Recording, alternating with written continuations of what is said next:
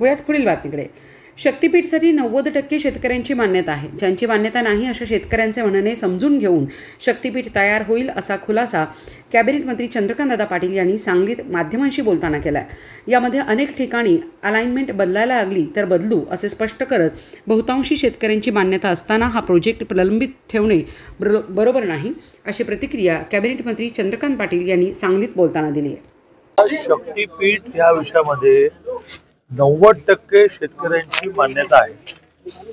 ज्यांची मान्यता नाही त्यांचं म्हणणं समजून घेऊनच शक्तीपीठ तयार होईल. अनेक ठिकाणी त्यामुळे जर अलाइनमेंट बदलावी लागली तर बदलली जाईल. पण जवळजवळ तिकडून सुरुवात केली वर्धेवरून तर बहुतांश शेतकऱ्यांची त्याच्यावर मान्यता असताना हा एवढा मोठा प्रोजेक्ट पेंडिंग ठेवणं बरोबर नाही. म्हणजे मग ज्यांचा विरोध आहे त्यांच्या विरोधाला किंमत देणार नाही का सरकार? त्यांच्या विरोधाची दखल घेणार आणि आवश्यकता असेल तर काही ठिकाणी त्याची अलाइनमेंट बदलणार.